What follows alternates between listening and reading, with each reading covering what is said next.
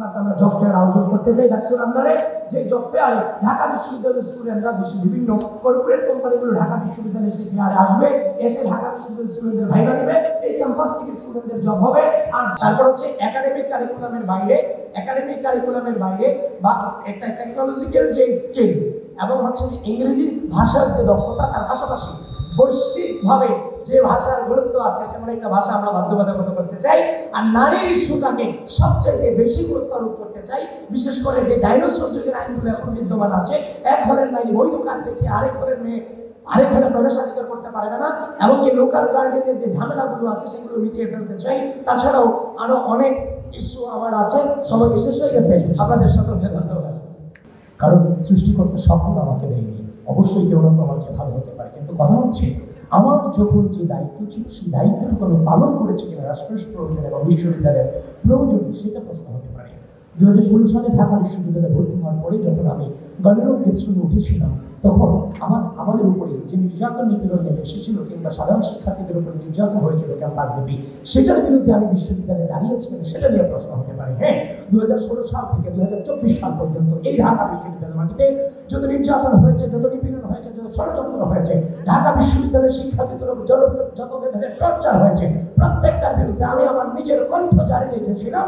সেটা নিয়ে আপনারা আমাকে জাজ করতে পারেন যে আমি সেখানে এগিয়ে আছি না পিছিয়ে আছি। তাছাড়া এই যে 2024-এর গণঅভ্যুত্থানে যখন ফ্যাসিস্ট হাসিনা ঢাকা বিশ্ববিদ্যালয়ের স্টুডেন্টদেরকে রাজাকার শব্দ এস্টাবলিশ করেছিল, সেটাতে রাজু ভাস্কর্য থেকে গোটা বাংলাদেশে হাসিনাকে স্বৈরাচার শব্দে প্রতিষ্ঠিত করার জন্য ভূমিকা রেখেছিলাম। এভাবে এই 2016 সাল থেকে 2024 সাল পর্যন্ত গণঅভ্যুত্থান পর্যন্ত প্রত্যেকটা ধাপে ধাপে রাষ্ট্রের প্রয়োজনে এবং ঢাকা বিশ্ববিদ্যালয়ের প্রয়োজনে আমরা আমাদের জীবন বাজি রেখে লড়াই চালিয়ে গিয়েছি, সাধারণ শিক্ষার্থীদের পাশে ছিলাম। সেটার বিবেচনা আপনারাই কাজ করতে পারেন আমরা কার থেকে ভালো কিংবা খারাপ, নিজেরটা নিজে বলা যায় না। ধন্যবাদ সবাই।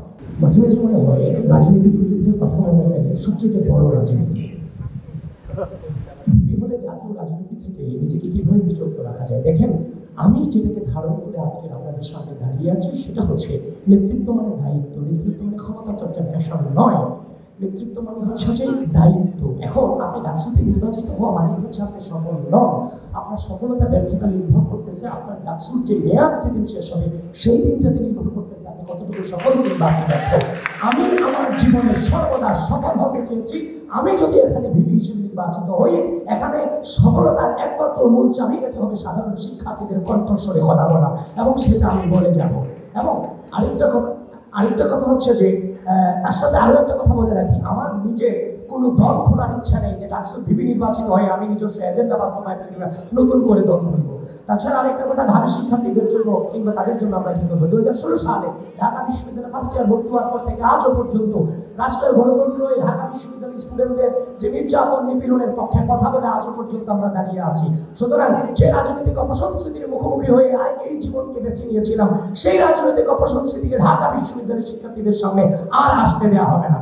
এরপরে যে বাজেটের বিষয়টা নিয়ে যে কথা বলেছেন, দেখেন বাজেটের বিষয়ে সরকারের পক্ষ থেকে যে বাজেট পাস হয়ে আসে সেখানে আমরা দেখতাম লাস্ট যে কালচারে বিভিন্ন পার্সেন্টেজ বসানো হতো। সুতরাং নেতৃত্বের যদি সততা থাকে আর সেটা যদি পরিপূর্ণভাবে শিক্ষার্থীদের জন্য বাস্তবায়ন করা যায়, সেখানে বাজেটের কোনো ঘাটতি থাকবে না। ধন্যবাদ সবাইকে।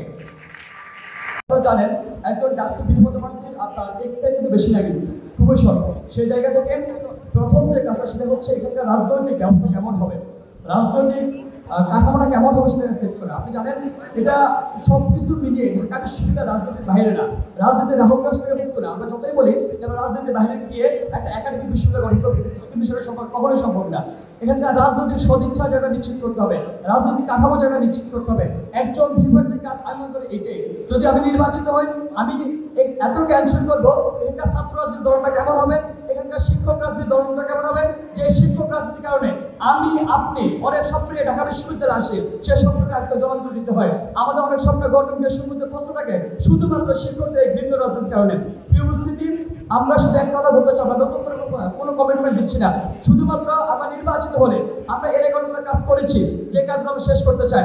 আমরা ইনফরমালি কাজ করার কারণে আমরা অন্য কাজ করতে পারি নাই। যদি ফর্মালি করি আমরা সমালোচনা কি পর্যায়ে যাব, সেই কাজগুলো আমি শেষ করতে পারবো। আমি যদি একটু কথা বলি, দেখেন প্রথম বর্ষে এসে আমার মতো একজন, আমি জানি যে আপনারা অনেকে খুবই নিম্ন মধ্যবিত্ত উঠে আসেন, আমি আপনাদের একজন, আমরা সেই কিন্তু মধ্যবিত্ত ইতিহাস আমরা স্বপ্ন নিয়ে আসি, কিন্তু আমরা এখানে শিখে দেখি একটা সিটের জন্য আমাকে জিম্মি থাকতে হয়, একটা সিটের জন্য আমাকে ভাই ধর্ণা দিতে হয়। আমি যখন বিশ্ববিদ্যালয়ের প্রশাসনের কাছে যাই তখন বিশ্ববিদ্যালয় প্রশাসন আমাকে বলে যে তোমার অমুক ভাইয়ের কাছে তোমার পরিচিত কোন ভাইয়ের কাছে যাও। এই যে কালচারটা, সেই কালচারটা অবশ্যই করাতে চাই। একটা সিটের জন্য আমরা জিম্মি থাকতে চাই না। আমরা বলেছি আমরা বিরুদ্ধে যে লড়াই শুরু চলে গেছি একটা সিটের জন্য, আমরা বলেছি 1 student 1 সিট আমরা নিশ্চিত করবো। সেই জায়গায় একজন শিক্ষার্থী যদি ভর্তি হবে ওই দিনে তার একটা সিট বরাদ্দ দেওয়া হবে। তাহলে একজন শিক্ষার্থী শুধুমাত্র সিটের জন্য বারবার করে ধর্ণা দিতে হবে না, তার কি ক্লাস পরীক্ষা আছে কি নাই সেটা কোনো দপ্তরের বিষয় থাকে না, শুধুমাত্র একটা সিটের জন্য যে দুর্বল জায়গাটা সেটা ধরে রাখেন। আমরা বলতে দেখেন এই যে শিক্ষকদের যে রাজনীতি, শিক্ষকদের যে মনোভাব সেটা পরিবর্তন করতে হবে, সেটা কিভাবে পরিবর্তন করতে দেখেন। আমরা বলেছি 73 যে অধ্যাদেশ সেটাকে যুগ উপযোগী সেটাকে সংস্কার করতে হবে। 73 অধ্যাদেশের মধ্যে আমাদের রিসার্চ নিয়োগ দলিত আমাদের বক্তব্যে, আমাদের প্রভোস্ট নিয়োগ দলিত আমাদের বক্তব্য দিয়ে প্রভোস্ট যখন নিয়োগ হন তখন তিনি একটা কমিটমেন্ট দিয়ে আসেন তিনি এই কাজ করবেন। আমরা যারা হলে থাকি তাদের কাছে ইজারা দিয়ে তার ক্ষমতাসীন দলের ছাত্র সংগঠনের কাছে শুধুমাত্র তিনি তার যে নিজের স্বার্থকে হাসিল করার জন্য আমাদেরকে বিকিয়ে দেন। এই যে মর্মটা প্রভোস্ট প্রশাসনিক সকল পদে নিয়োগের সুযোগ স্পষ্ট করে আমরা হাসিল করবো, এই জায়গায় এনশিওর করতে হবে। দেখেন প্রিয় উপস্থিতি, মূলত হচ্ছে বিপি প্রার্থী হিসেবে যে কাজগুলো করতে হয় তার মূলত কাজ হচ্ছে বিশ্ববিদ্যালয় প্রশাসন এবং শিক্ষার্থীর মধ্যে সেতু বন্ধন হিসেবে কাজ করা। সেই জায়গা থেকে আমরা বেসিক নিডগুলো নিয়ে কাজ করতে চাই। খাদ্য, আবাসন, আপনার যে একটা তো সবসময় চাউল থাকে, বিশ্ববিদ্যালয়ে ভর্তি হওয়া হচ্ছে বিশ্ববিদ্যালয় চান্স পাতে ভর্তি হওয়া বেশি কঠিন। এই যে আমাদের বিরোধীদের মানদাত আমরা যে নিয়ম কানুনগুলো সেগুলো আমরা পরিবর্তন করতে চাই, প্রশাসনের যে হেনস্থার বিষয় সেটা পরিবর্তন করতে চাই। শিক্ষকদের মূল যে কাজটা করতে হবে সেটা হচ্ছে আমাদের এখানকার প্রশাসনের শিক্ষকদের সদিচ্ছার জায়গা নিশ্চিত করতে হবে, জবাবদিহিতার জায়গা নিশ্চিত করতে হবে। আমরা যতই কথা বললে কেন, যত কিছু করবো, শিক্ষকদের সদিচ্ছার জবাবদিহিতার জায়গা নিশ্চিত না করতে পারলে কখনোই স্বপ্নের ক্যাম্পাস বিনিময় করা যাবে না। ধন্যবাদ সবাইকে। হচ্ছে 19 সালে ক্যাম্পাসে আসার পর থেকে আমরা কোনো জাতীয় রাজনীতি কোনো আস্থাভাজন না হয়ে শিক্ষার্থীদের আমরা কাজ করে গিয়েছি, যার বিনিময়ে আমরা যে জন্য শিকার হয়েছি, আমি নিজে শিকার হয়েছি, যার জন্য আমাকে 1 বছর গ্যাপ দিতে হয়েছে। আমাদের কোনো আস্থা জায়গা ছিল না যে আমরা এই যে লড়াই সবাই করতেছি বিনিময়ে জাতীয় রাজনীতি পাবো, কারণ আমাদের কোনো মাদা পার্টি ছিল না।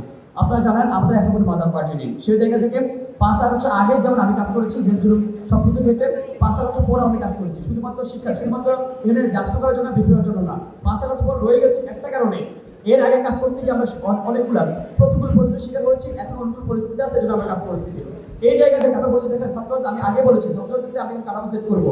আমি যদি হচ্ছে লেজুর ভিত্তিক ছাত্ররাজনীতি করতাম তাহলে অবশ্যই হলে রাজনীতি রাখতাম। আমার প্রথম যে এজেন্ডা আমি দিয়েছি যে হলে কোনো ছাত্র রাজনীতি থাকবে না, কাঠামো থাকবে না, কার্যক্রম থাকবে না, একাডেমিক এরিয়া থাকবে না। এটার মধ্য দিয়ে প্রতিমান হয় যে আমি হলের মধ্যে জাতীয় রাজনীতির যে চুমুলটা আছে সেটা আমি ঢুকতে দেবো না। দ্বিতীয় যে সেটা বললেন যে আমি কিভাবে হচ্ছে আমার কার্যক্রমগুলো বাস্তবায়ন করবো। দেখেন আমাদের বিশাল একটা অ্যালামনাই অ্যাসোসিয়েশন আছে, ঢাকা বিশ্ববিদ্যালয়ের যে অ্যালামনাই আছে, যদি আমরা ঠিকমতো কাজ লাগাতে পারি তাহলে আমাদের এগুলো ঠিকভাবে কাজ করা সম্ভব বলে মনে করি। অ্যালামনাই ক্যাম্প কাজ লাগালে ঢাকা বিশ্ববিদ্যালয়ের শিক্ষার্থী উপকৃত হবে। আমরা এই বাইরে কোনো বাচ্চাদের কাটতে আমরা দেখব। ধন্যবাদ কাদের এবং আসসালামু আলাইকুম। আমার এবং আমার প্যানেল স্বতন্ত্র শিক্ষার্থী ঐক্যের পক্ষ থেকে সবাইকে শুভেচ্ছা এবং অভিনন্দন জানাই। খুবই কম সময়ের মধ্যে ব্যাখ্যা করতে হবে কি কি করতে চাই, তবে আমরা আমাদের ইশতেহারের মধ্য দিয়ে খুবই স্পেসিফিক কিছু পয়েন্টকে গুরুত্ব দেওয়ার চেষ্টা করেছি।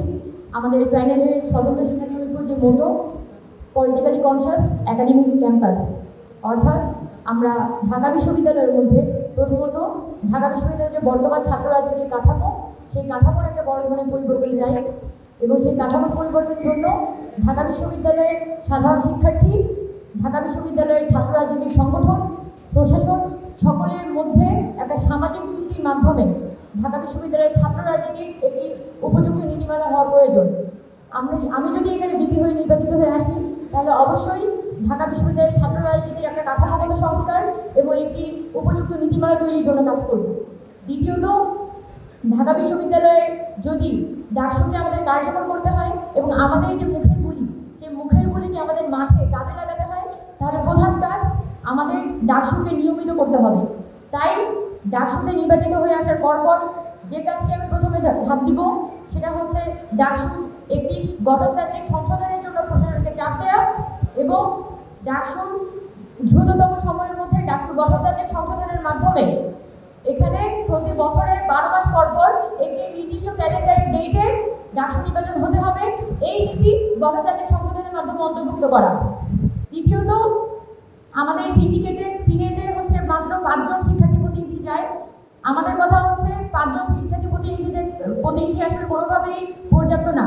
সেই জায়গায় আমাদের ডাকসুতে যে 28 জন সেন্ট্রাল পদে নির্বাচিত হয়ে আসবেন, সেই 28 জনের মধ্যে আমরা সর্বোচ্চ সংখ্যক শিক্ষার্থীকে আমরা সিন্ডিকেটের অন্তর্ভুক্ত করতে চাচ্ছি।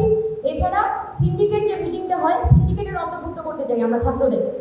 দ্বিতীয়ত, আমাদের পলিটিক্যালি কনশাস একাডেমিক ক্যাম্পাসের যে দ্বিতীয় অংশ, একাডেমিক ক্যাম্পাস গড়ে তোলার জন্য আমরা একটা ভিশন ক্রিয়েট করতে চাই। সেটার সূচনা হবে ঢাকা বিশ্ববিদ্যালয়ে cross departmental course sharing system.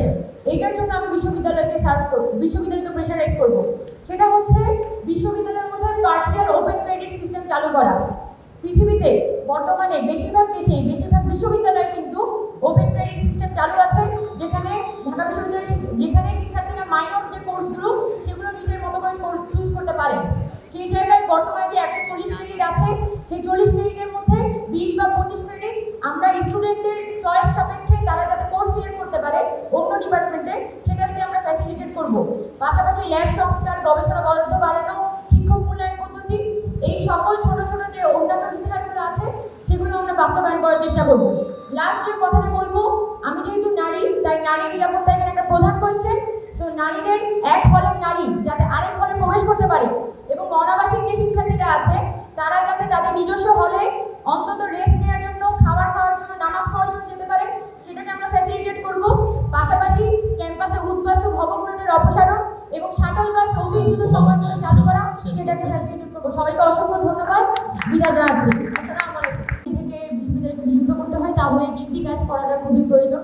প্রথমত, ঢাকা বিশ্ববিদ্যালয়ের যে বর্তমান ছাত্র রাজনীতির কাঠামো আছে সেটার একটা বড় ধরনের সংস্কার করা, এবং সেটার উদাহরণ হিসেবে একটা কথা বলতে পারি, সেটা হচ্ছে ঢাকা বিশ্ববিদ্যালয়ের কোনো ছাত্র সংগঠন যদি নামে বেনামে ঢাকা বিশ্ববিদ্যালয়ের কোনো হলের রুম দখল করতে চায়, তাহলে কি কোনো ধরনের শাস্তিমূলক ব্যবস্থা আছে? উত্তর হচ্ছে নেই। তো সেই জায়গা থেকে এখানে কাঠামোগত সংস্কারের মাধ্যমে কোনো ছাত্র সংগঠন যদি হলের রুম দখল করতে চায়, তাহলে সেই ছাত্রের ছাত্রত্ব বাতিল করতে হবে। এমন নিয়ম আসলে বিশ্ববিদ্যালয়ের মধ্যে অন্তর্ভুক্ত করা গুরুত্বপূর্ণ।